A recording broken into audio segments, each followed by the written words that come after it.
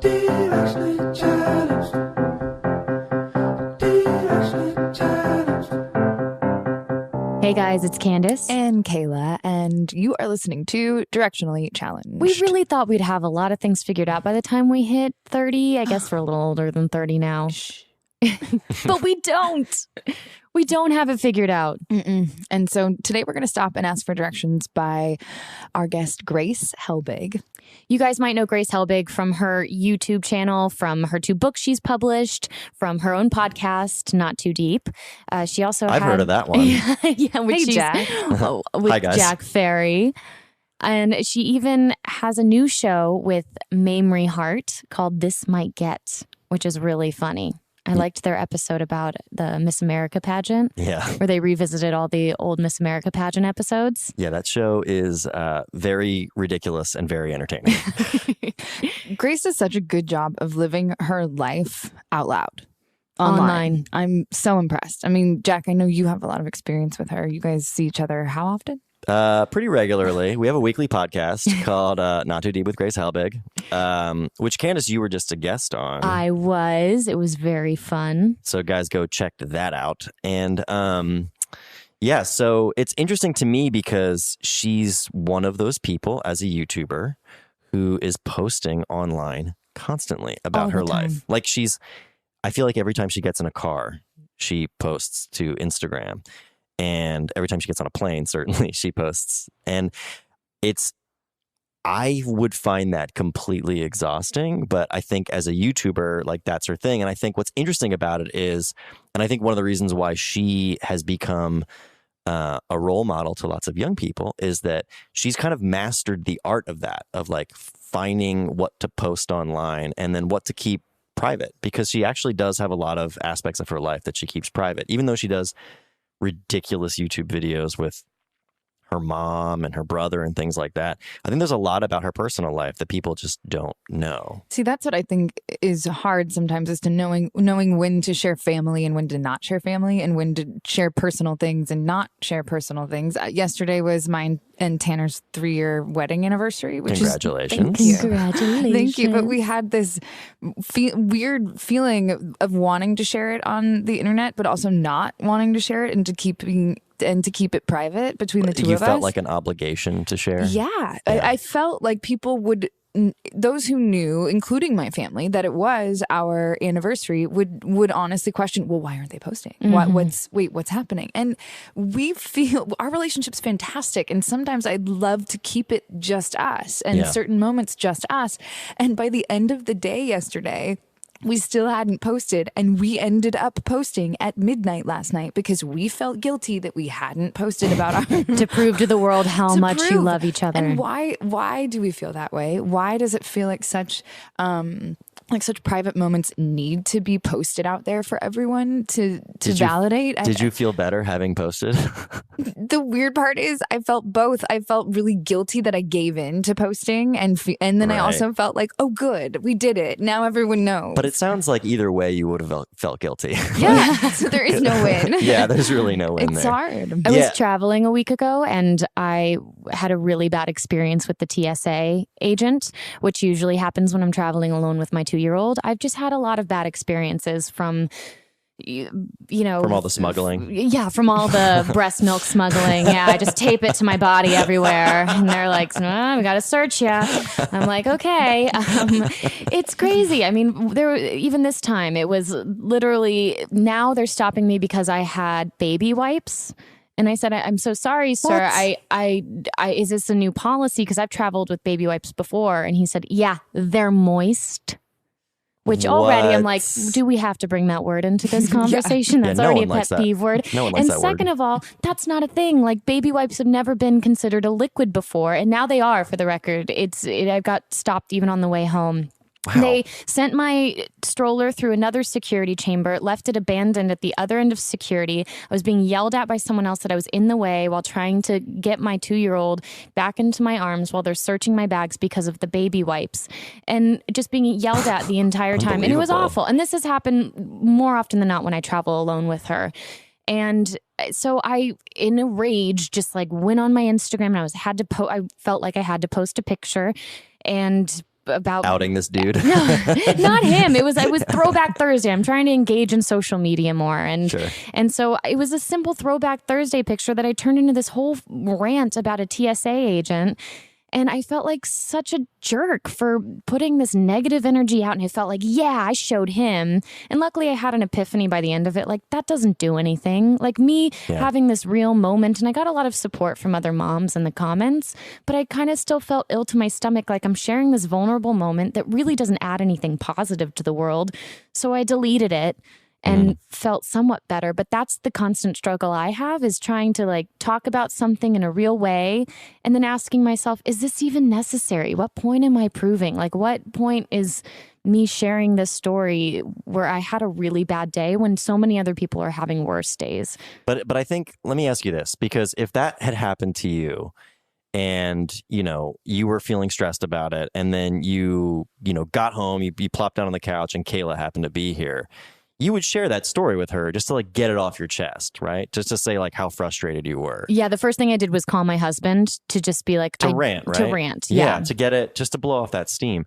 So I think there's one of two ways you could look at it. One is, you know, I'm using social media to, you know, rant and rave. But also I think you could say it as like, well, if you look at your audience and your followers as like also sort of like your friends in a way, it's more just like, well, I'm just getting this off my chest with my community of people. Do you know what I mean? As opposed to being like, I'm going to put this dude on blast, or Also, I'm going to put all this negativity out in the world. Yeah. Back in the day, therapists would always tell everyone to write in their journals when things like that happened. So social media, in a sense, is this digital journal. Yeah, it's a public journal. Yeah. That is so scary. It's a public journal. But you could also say you're going to do it, go through all the motions, write it all down, find the photo, and then feel better about getting it out and then just delete it. Yeah. It's an option. I did delete it. You did end up deleting it, but you posted it And first. what's funny is I felt like karmically, the rest of the day, I had nothing but pleasant travel experiences. I had multiple men, which never happens. Multiple men, and not in like a creepy way, all stopped to help me with the stroller, help me with the bags. That's great. Like, which never happened. So I hoped that it was some like karmic wink back from the world. But sure. When did you guys have MySpace back in the day? Yeah, I had a MySpace. No. Because that's when you never had a MySpace? I was on Friendster, man. Oh, wow. Hey, Grandpa, what was it like back then? Well.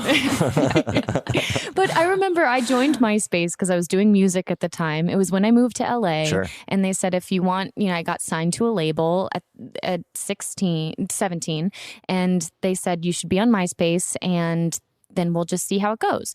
And they would kind of track my success on whether or not I'd be able to release my record based on, well, how many MySpace plays do you have? How many MySpace plays do you have? Right. And that was kind of the first little taste of like, oh, this is like a work platform. It's not as much of a social platform as I'd like it to be.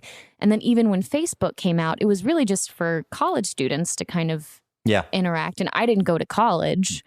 And so I remember when we got Vampire Diaries, that was the first thing I did was delete every incriminating photo on my Facebook. Like anything with me holding a drink, anything where I'm like, oh, that is not a good light shining on me. And why? Why'd you do that? Because I didn't want that history to be out there. And if the show had any level of success, I wanted to present myself in a good light and not have a picture of me at 21 drunk with my tongue sticking out acting a fool, you know, at 2 a.m. Kayla, what did you do? That's really smart of you to do that. I mean, I had a Facebook that I didn't use that much. So I did delete photos that I felt, you know, were inappropriate and stuff. But I also know a lot of my siblings when they're now for job interviews, they delete their Facebooks and everything because they check every form of that's one of social. That's I think increasing anxiety in our society today is the fact that if you are alive in this culture, your life is constantly being tattooed onto the internet forever. You know, we were talking before we started recording how the Library of Congress used to archive all of our tweets. That's insane. From Twitter. So like you can go to the Library of Congress, apparently, in Washington, D.C., and see things that you tweeted 8 years ago. Like, it's still there. Even if you deleted it, it's That's still wild. it's still there. And like, you know, nothing ever really is gone from the internet. I mean, there's like the Wayback Machine, like the Internet Time Machine, where you can like look at expired websites or things that were deleted. My pictures that I deleted off Facebook. Yeah, they resurfaced. Yes, they resurfaced. Yeah, and nothing's ever really gone. Terrible. Like, it really isn't. Thank God. But imagine if it was. But imagine if it so was. Like, imagine if, you know, what we all do really stupid things when we're young, you know. So like, if there is, you know, photos of you, you know, doing like illegal drugs or something, like at a music festival or something like that, like that's something that could actually really affect you. Like if you wanted to get a job working for like a really wholesome family company like Disney or something like that, that's the kind of thing that they could be like, yeah, we can't. I mean, speaking of Disney, there's the whole like James Gunn thing where he, you know, he obviously made some very regrettable decisions, made some really, you know, poorly, like distasteful jokes, but then years later apologized, deleted them all, but then they resurfaced, and then he was fired from the Guardians of the Galaxy franchise. And I think, you know, a lot of like sort of the outrage from the, you know, on his side was, listen, he apologized. Like, if we can't accept people's apologies, then people are going to be very disincentivized to apologize. But the fact is, like, those tweets are going to haunt him for the rest of his life because they're out in the world. I mean, if you want to ruin my life, go to my drafts folder in my Twitter and just post everything. Because I've, like you, every time I've had like a really crappy experience, like at an airport or with customer service or something like that, I will write out an angry tweet. And then I was like, if I feel that moment, I go, I'm going to save this in my drafts folder, and if I still want to post it in a couple of hours, I'll post it then. And I almost never do. But I have this drafts folder in my Twitter that's just angry, obnoxious tweets. And that's so smart of you. Would you have done that when you were 20? No, or would you have just posted I would have been it? much more impulsive. Yeah. Like when I was younger, I would have that thought that would come into my head being like, maybe we should wait on this. And then when I was young and angry, I would go, fuck it. Yeah. I would do it anyway. When we started Vampire Diaries, we were about 20. And I think that I'm so glad that Twitter didn't really exist then. Or it wasn't. Twitter It did exist. Kat was on it. You're right. But there were no pictures. It was literally just writing like a little note or following the writers of the show, Right. so that they knew that we were paying attention. It wasn't a way of, you know, attention seeking from. Sure. But I mean, we talk about this a lot in this season of the show because it's impossible to live without the internet and social media in today's age. So, I mean, obviously the stakes feel a little higher considering that you guys have, you know, millions of followers, but, you know, as opposed to myself who doesn't, and you know, are the average listener to the show, say, but they have, you know, they still have a lot of connections to their community and their families, especially on like things like Facebook and stuff like that. And, you know, I think it's difficult to sort of navigate that of like, what do you post and what don't you post? What do you keep to yourself and what don't you keep to yourself?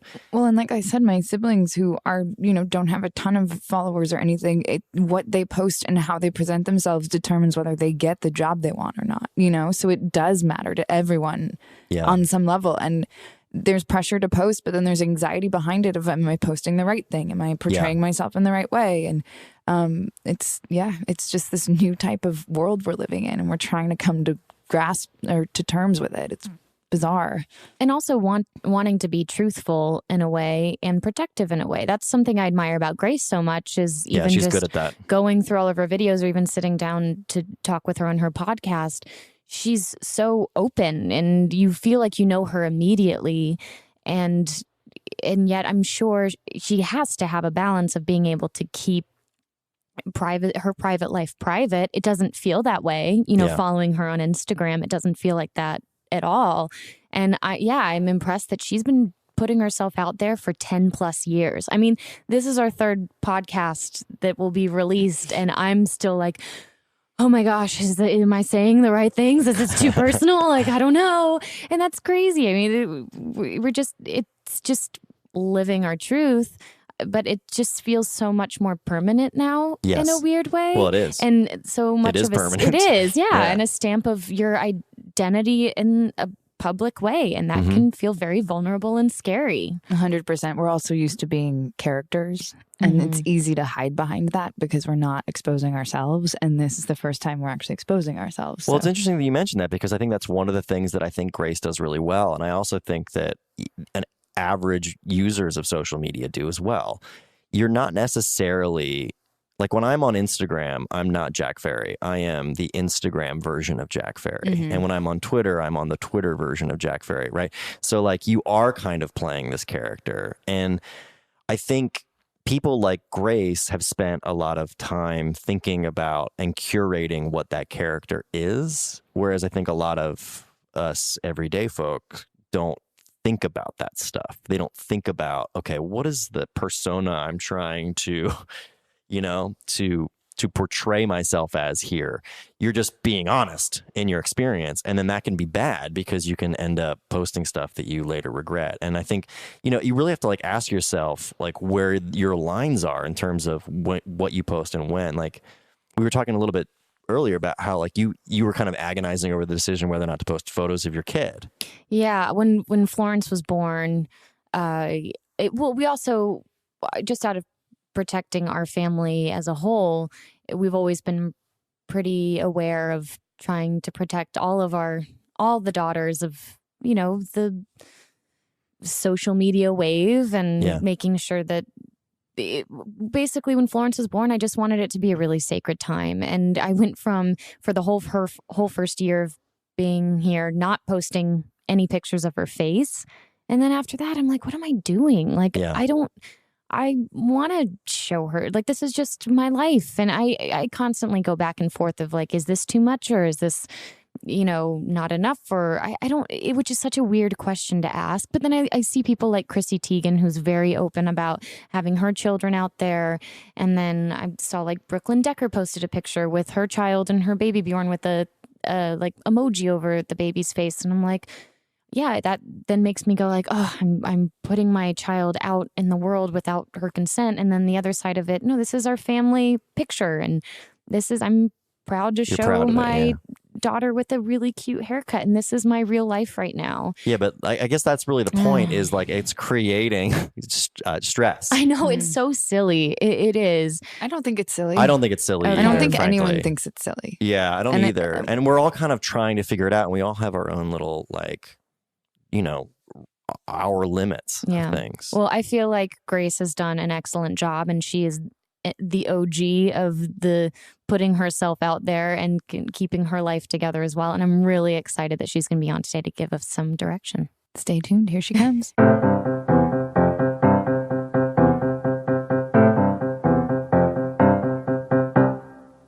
Stitch Fix is an online personal styling service that finds and delivers clothes, shoes, and accessories to fit your body, budget, and lifestyle. I love how it arrives right at your doorstep. The convenience is incredible. I know, and I was so desperate for some new shirts because having a toddler, she gets all of mine very messy, and I'm really bad at laundry, so I think I've shrunk all of my t-shirts. So just when I thought I had zero clothes left to wear, Stitch Fix was there to save the day. And guess what? Stitch Fix can help you find your new favorite piece of clothing. Just go to stitchfix.com/challenged and tell them your sizes, what styles you like, and how much you want to spend on each item. You'll be paired with your very own personal stylist who will handpick 5 items to send you right to your door. Then try them on, pay for only what you love, and return the rest. Shipping, exchanges, and returns are always free. And there's no subscription required. You can sign up to receive a scheduled shipment or get your fix whenever you want.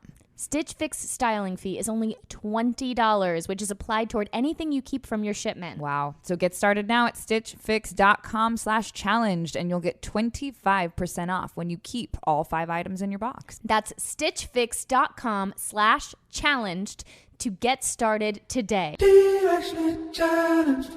Do you ever feel stressed or anxious? What?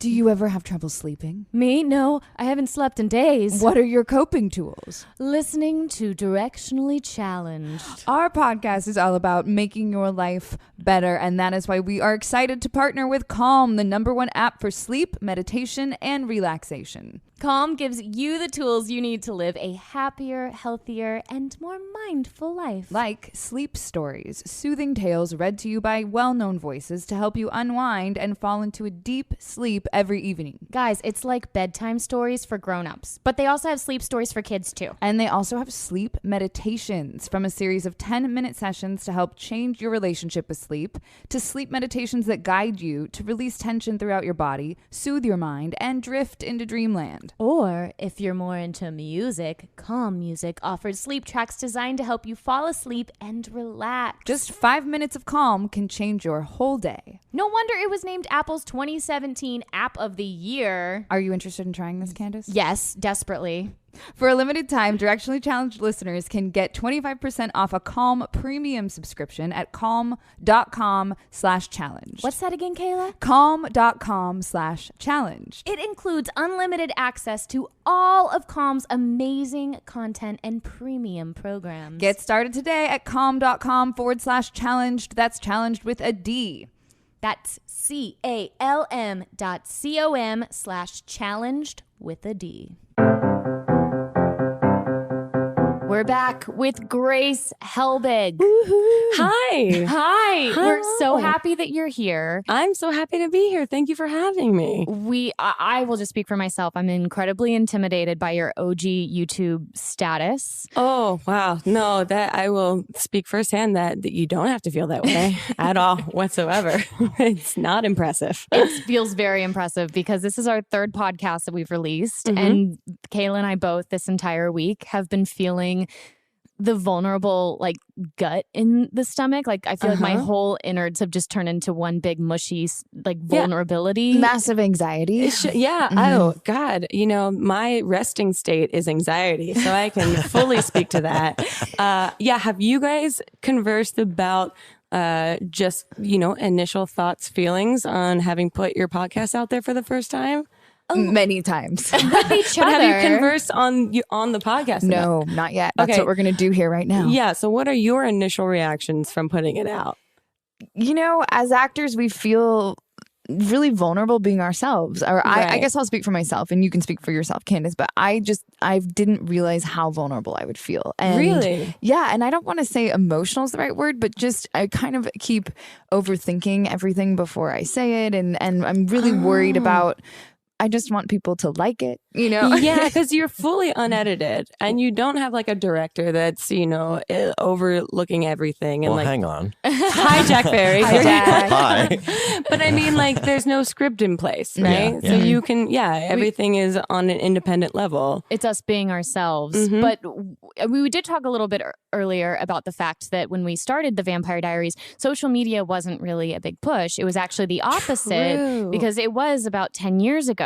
Right. So for us, it was do not post anything. Like we were saying, I deleted all of my naughty sounds really naughty. My scandalous, pictures of me drunk at 2 a.m. off of my Sure. Facebook. Like you were applying for a job after college for the first time. Exactly. That was my first reaction was I need to get rid of all the evidence so I can be the perfect put together employee. And I think about you and how you started 10 years ago and just putting yourself out there in an unedited way. And you've obviously been very successful at that and have continued to do that. Yeah, it is weird though, because I think now, and Jack and I met when we first started kind of getting into the digital world game.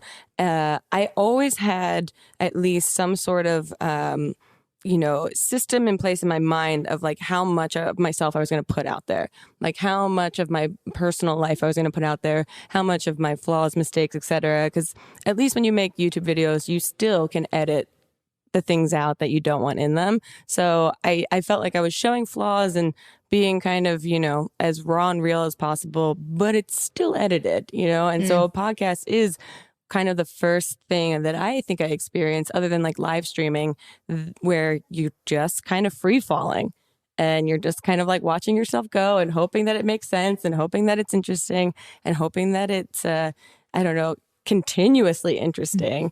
But I think a lot of other YouTubers put it all out there. Do you think that's a new generational thing though? Because do you feel like I felt like when I was in my early 20s, had there been Instagram, oh my gosh, it would have all been out there. I would have been breaking up on Instagram. Right. I would have been crying. I feel anxiety thinking about high school students now having social media. Same. Yeah. Like I didn't have a phone until I was a junior in 11th grade in high school. And social media didn't exist until I was in college. And it wasn't used the way it's used now until like 5 years ago when I was an adult. And the idea of like being any sort of like, quote, social media influencer when you're under like 21 years old makes me massively anxious about those kids. Yeah, it's crazy.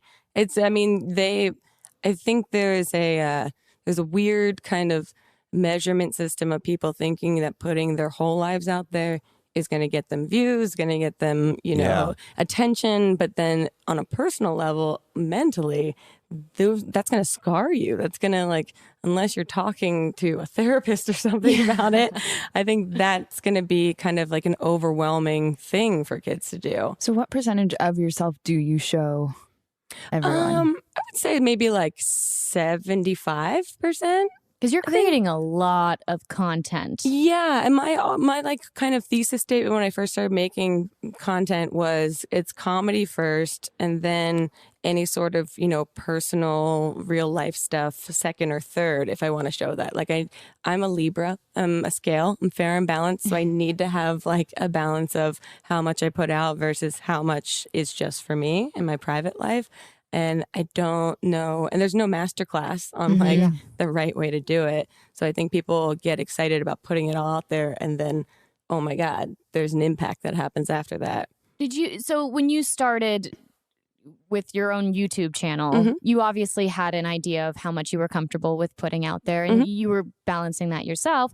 But then do you feel like with this younger generation putting it all out there, do you feel like there's more pressures on you to reveal more? It's very strange because this younger generation has grown up with a phone in their hand with Wi-Fi access immediately. So they're accustomed to posting everything about their lives, trying to get likes, literally seeing a visual measure of people liking them or not, and like what works, what doesn't, and like what cost they'll go to present themselves. And I still am like a very introverted private person. So I do feel the pressures of like, do I talk about my relationship more? Do I talk about my family more? Where do I find like the middle ground? I'm sure you guys do, because you've been for the last 10 years like put in boxes for this show of not being able to necessarily show like your personal lives. Well, then all of a sudden it was switched. It went from keep everything off social media. You don't want to spoil anything for the show. You don't want to give spoilers out. Sure. That was a big thing for the Vampire Diaries. And at the same time, all of a sudden there's this huge swap of like, no, be posting pictures from set, be tagging things. Like now, think about it. There's people that within their contracts, there are actors where you have a social media quota of promoting a series or a film. And that was not how it was like when we started at all. So even moving back to Los Angeles, it's like, what's your brand? That's my favorite is what's your brand? What is your brand? I don't know. Is it like fit sporty mom that likes to come home and drink her rosé all day? Like, what's the box that we can put you in? Yeah, exactly. I had this weird experience with social media and Vampire Diaries because my character would come in and out all the time. So anytime I was in Atlanta, I wasn't allowed to even post or show that I was in the state of Georgia. And that was something I signed because they didn't want people to know, the character's back. So I literally could not do anything. And if I wanted to post something, it had to be, from my LA life, making it seem almost as if I was still in LA. Wow. Oh, so you had to lie. Pretty much. Yeah. Pretty much. But everything on social media is truthful, right. Kayla. And is in the moment. That's exactly what's happening. That's exactly where they are right now. Yes, that's exactly how I look when I'm drinking coffee walking down the street. God damn it. So I have a question for you, Grace, because you went through the daily grace period where you had to come up with material every single day. Yeah. And now I think how often do you post? 3 times a week? That's the $64,000 question. That's the goal. It, as of late, has not happened. I haven't hit my goal. But you're still putting a podcast out every week. You're Yeah, still... I'm working on the show This Might Get with my friend Mamrie that goes up 5 days a week. So I feel like I'm generating content, just not necessarily only on my YouTube channel at the same time. But you are constantly creating content. Yeah. How do you continually find inspiration for that? I ask myself that every day right now. I mean, I feel like I've been doing it for 10 years, and burnout is a real thing. Yeah. You know, having kind of like a creative lull is a real thing, even though I've kind of tried to tell myself that won't ever happen, that I can make something out of everything constantly. But I think, and there's been a lot of talk in the YouTube world and with digital creators about focusing on like self-care and taking time off and like giving yourself a moment to just experience stuff. My friend Mamrie always put it best. I was having like a real hard time with trying to figure out how to get inspired and create content. And she was like, you can't export stuff if you're not importing things. Like you can't create content if you're not having experiences, if you're not doing things, if you're not living in the world, meeting people, having moments, like seeing things. It's impossible to generate, you know, new creative ideas. And it's like the best piece of advice that I've ever heard from someone is like giving yourself permission to take time off. And so a lot of like the inspiration comes from either one, interacting with an audience, you know, asking what they want to see, because obviously I'm trying to tailor my content to an audience. So that seems like the logical choice of being like, what do you guys want to see? Taking an idea that they want and trying to put my point of view on it or flip it into a way that I would want to watch someone else do.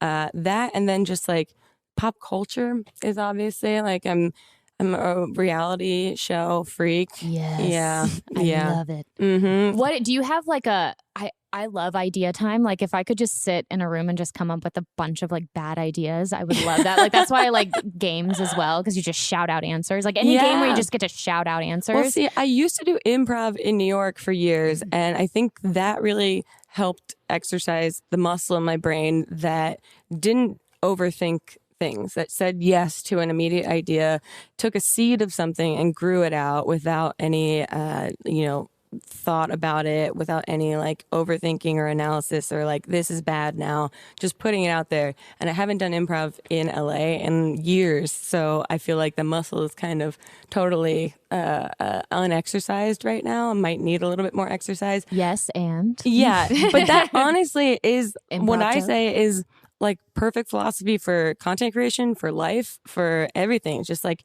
saying yes to the moment and then seeing what happens. For those of you who don't know anything about improv, the number one rule is when someone says something, it suggests like, okay, we're on a boat. You then say yes, and yeah, you don't go and like, then you nope, add to it. I think we're on a motorcycle. yeah, like, we're in space. Yeah. So that's the yes and reference we're referring to. Yeah, which I think is a great life philosophy of just, you can't, to say no to something stops momentum in whatever's growing in the moment. And so to say yes in the moment, it means you're kind of out of control, which I think is a big thing for YouTubers and creators in general, is like feeling like you're in control of whatever the creative project is that you're working on. And so saying yes and free falling and then letting yourself find what could be there. I think we need to take Grace's advice, Candice. just No, more this yes is and. easier said than done. Trust me. I'm like saying this out loud as a mantra to myself. I'm looking in the reflection of your fireplace being like, hell big.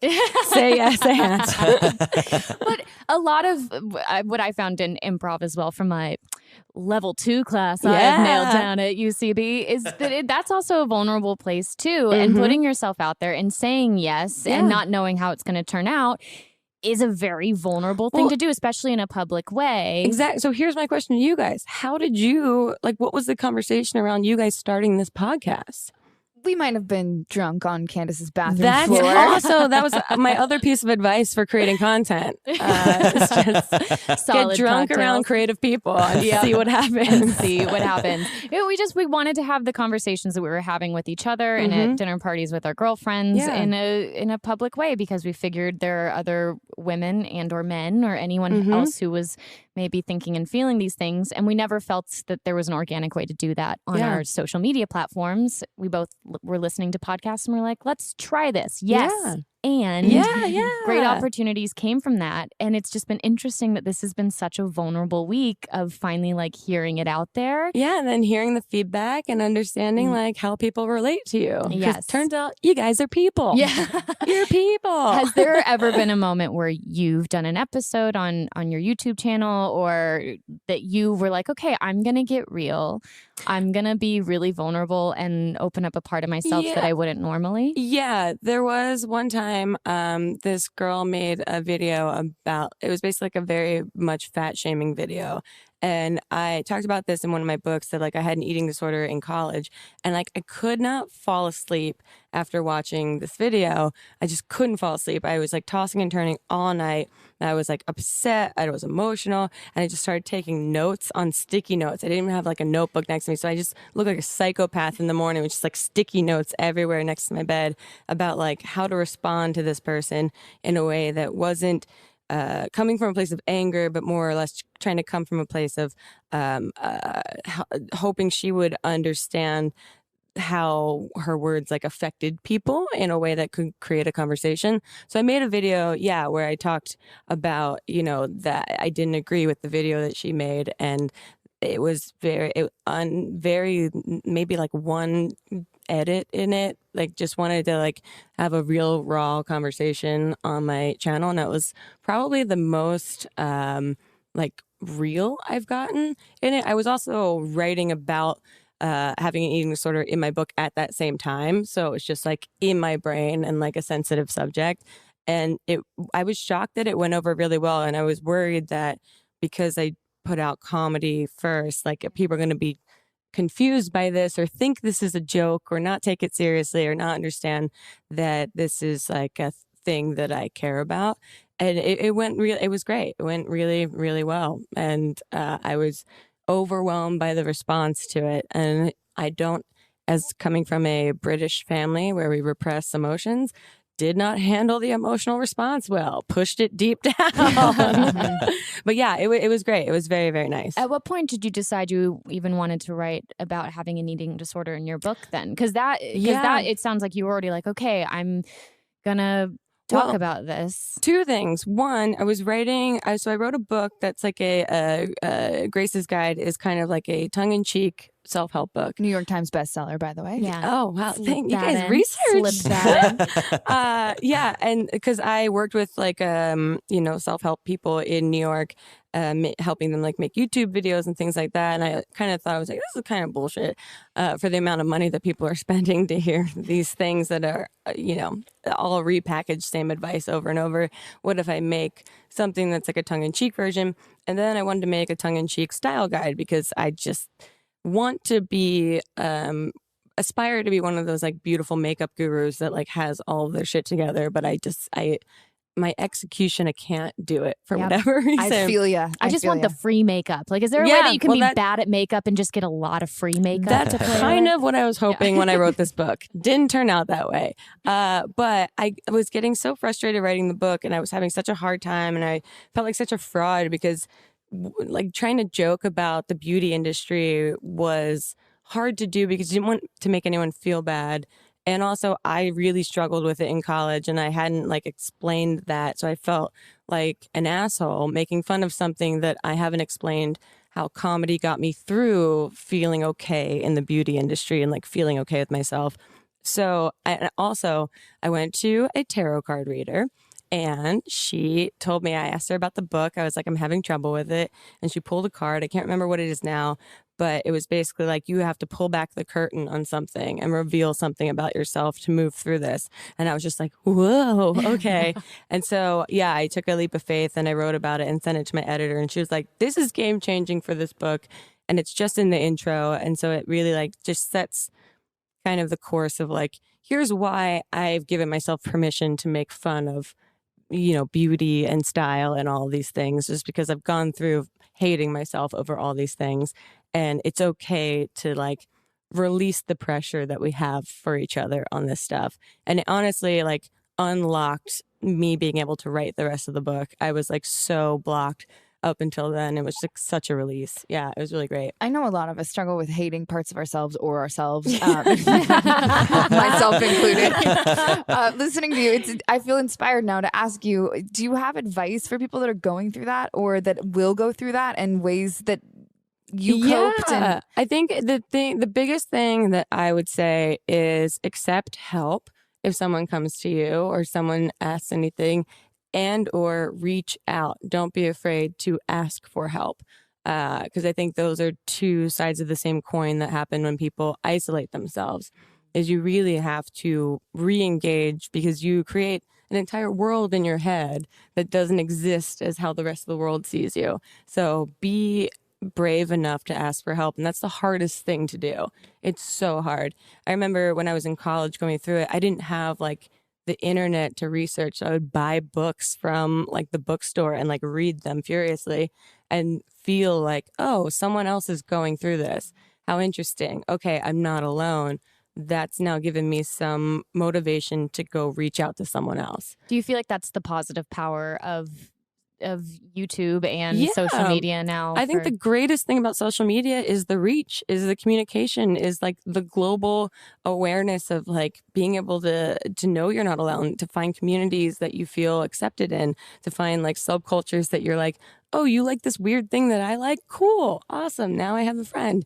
Those are the great things. There's also tons of terrible things about it, but those are the things that drew me to the internet, especially people that, you know, are introverts or are shy or don't want to, you know, don't know how to make friends in real life. It's a easier way for people to find each other.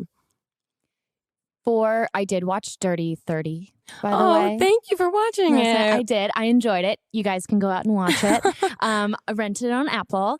And I think what I find so beautiful to watch you is you also have this like group of female friends around you guys, and you guys have all carved your own individual paths within like female comedy, YouTube, and then at the same time, you all are constantly supporting each other and working with each other. Yeah. I mean, you're called the Holy Trinity. Yeah. We didn't make that name. The internet made that name. We all have a very like weird relationship with that name.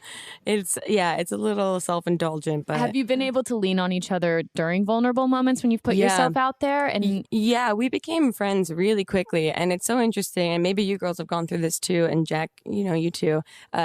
When you're an adult, no one teaches you how to make friends as an adult, and so you can feel a little like, how do I go up to someone and say, hi, do you like this? Like it's very strange. Yeah. And it can feel like really discouraging sometimes. And I think it was just a very organic friendship immediately. It didn't feel like we all targeted each other and we're like, I'm going to be friends with that person. It was more or less like, oh, we just have common interests. We have common goals. And we're all executing them individually, but like the support for each other is there because high tides raise all ships at that point. And I feel like very lucky to have met them and had that like ease of friendship because I did not up until that point know how to make adult friends at all. And I realized that them being very much alphas and I'm very much a beta was a big part of it. They're like aggressively, you're my friend now. And I'm like, hooray, yay. Was great. And and it's been wonderful because, you know, you guys know too, like doing what you're doing now, the YouTube ecosystem at that point was all about collaboration because everyone was either discouraging like the platform as a whole, not understanding it. And so everyone that was involved was just kind of excited to have this thing that they liked doing without any financial gain and to have other people liking to do it too. And all kind of just like blissfully figuring it out at the same time. I'm sure when you guys started Vampire Diaries, you're just like, here we go. I don't know what's going to happen. Yeah. And then as it went, you became a family. I think that's why we became family so quickly. Yeah. And at such a young age, I think most of us were in our young 20s. Yeah. Maybe even younger some. Yeah. we were all babies. yeah. But it's also nice to see because there's so many groups of, especially in the comedy world, obviously we see so many groups of male comedians that are always constantly helping each other out and working with each other. And I just loved seeing you women just kicking ass and being creative and producing and writing and Trying it all. Yeah. And are White Russians really a favorite drink of any of yours? No. 'Cause that was a very big theme in the movie. And I was also, like, okay, gotta ask about the White Russian. Mamrie's vegan, so it was soy milk and fake ice in the glass the entire time. She wrote the movie. Like, we storyboarded it together, but she wrote it. And I was like, why did you do this? And by like the second week of filming, she was like, I don't know why I made my character like White Russians. I'm so sick of soy milk right now.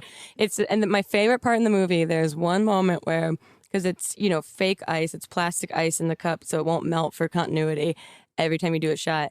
There's one moment where she's walking with her love interest and she doesn't know what to do with her hands and she's holding a White Russian and she just like taps the plastic ice around a bunch. And it's like no one would ever touch the ice in their drink ever. But because it's plastic, she just didn't realize. And after the movie came out, I'm like, you're just touching your ice in the cup. What are you doing? Because I remember watching your show when it came out. Yeah. I was so excited. And then I remember watching her on it and I was like, oh, and I had friends that were trying to do in Atlanta, trying to do like a drinking cooking show. Kind of because they were fans of Mamrie. Yeah. And so I was sitting there watching the whole time being like, White Russians, huh? Like she's like cocktails are like a thing. I had to ask. No, I don't know. I honestly don't know. I was like, is this a Big Lebowski? Why are you doing this? I don't know why White Russians. And she didn't know. She just put it in and it became part of the script. Yeah. Okay, so I've heard you end your podcast asking 2 awesome questions. Okay. I don't think ours are anywhere near as great as yours, but mine's actually the worst. So I'm just going to start first. We can end on Candice's because hers is way better. Can't wait. Okay, if you could switch bodies with one person for the rest of your entire life, who would it be? Wow. If I could switch physical bodies with one person for the rest of my entire life. Everything. Oh, mind and everything. Oh, interesting. But does she keep her personality? Well, Michelle Obama. Nice. I think. I mean, if we're talking mind and like compassion level, also she's fit as fuck. So yeah, I think that would be who I would go with. Fantastic. Nice. So your questions are always, who would you throw spaghetti at? Yeah. And then also, when have you ever pooped your pants and say it, but you can only use 5 words to tell the story? Yeah. So I wanted to combine those and say, who would you wish compulsive diarrhea on? Oh, I mean, Donald Trump is such an obvious answer. I think Donald Trump Jr. Ooh. Yeah, I think.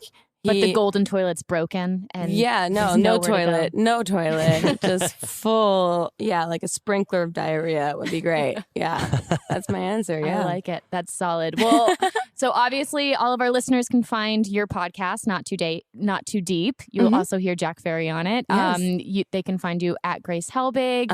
All your socials. Yeah, at Grace Helbig on everything. You can watch Mamrie Hart and I do a show on YouTube called This Might Get at youtube.com/thismightget. And Not Too Deep is available wherever you listen to your podcast, nottoodeep.com. And at Grace Helbig across everything else. Love it. Thanks for coming to play. Thank you. Thank you guys. Thanks. So fun. Directionally challenged. Thank you guys so much for listening to our episode with Grace Helbig. In 2 weeks, we will be back. We will be talking to Tanya Tate. That's right. The porn star, Tanya Tate. 12-time MILF of the Year award-winning porn star. We're actually going to talk to her about something other than just porn. She has an incredible story about her challenges to becoming a mother. Not just a MILF, but a mother. So join us 2 weeks. Calm, the #1 app for sleep, meditation, and relaxation, gives you the tools you need to live a happier, healthier, and more mindful life. Just 5 minutes of calm can change your whole day. Interested in trying? Absolutely. For a limited time, Directionally Challenged listeners can get 25% off a Calm premium subscription at calm.com/challenged. It includes unlimited access to all of Calm's amazing content and premium programs like Calm Music, sleep meditations, and sleep stories designed to soothe your mind into dreamland. Get started today at calm.com/challenged. That's calm.com/challenged.